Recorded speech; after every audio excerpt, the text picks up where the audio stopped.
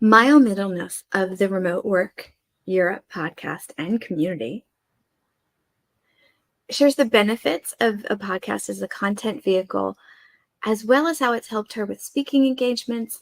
And we also talk about the slippery return on investment road that some business podcasters go on and how to avoid that.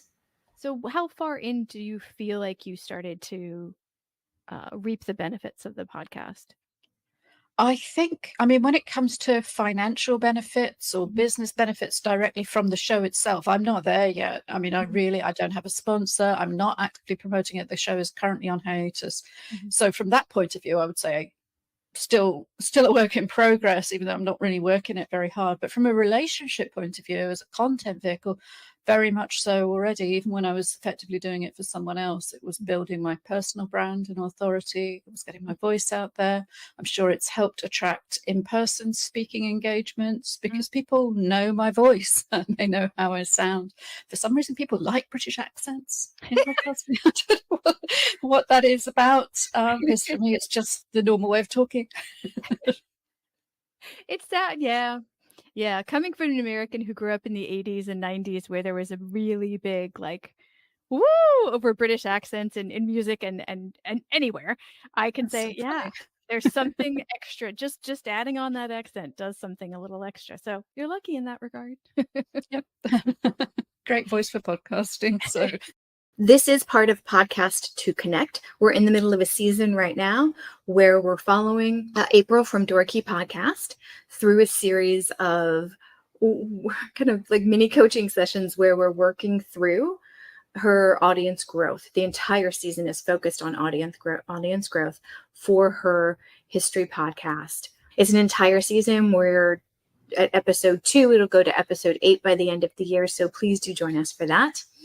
it's for me, it's just really a way to kind of be out there without having to necessarily travel to an event, which is complicated and expensive and time consuming.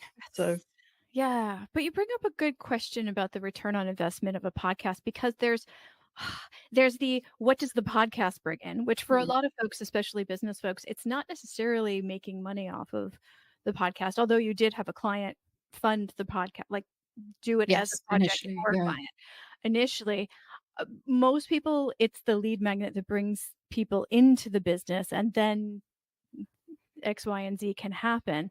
So how do you actually quantify how the return on investment on the podcast is? Yeah, you just can't really measure it. I think you have to have a certain amount of blind faith in the process with all content marketing. Sure. You know, it's the same if I write an article and Mhm. put it on my website. I have absolutely no idea if somebody might buy a course from me or, engage me for some freelance work.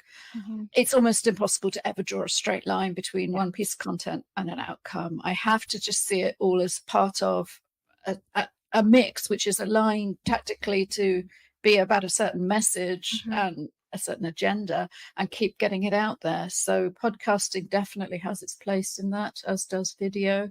Yeah. But you can't measure it. I mean, you could look at downloads or something, and then you'd say my podcast is really, really small or weak. Yeah.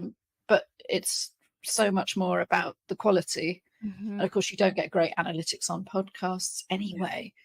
The best thing is when somebody says, I heard about you on, or I heard you on, then you can say, okay, there's a particular connection there. But that's always going to be anecdata. Yes, absolutely. And the more I dig into YouTube analytics, the more annoyed I get that 20 years into podcasting, that 20 years into podcasting, we still have such a slippery analytics Mm, yeah. framework. It's terrible. It's terrible. I mean, it's okay for general trends, but it's not terribly good for anything else. Whereas, yeah, YouTube is just ridiculous with what they provide.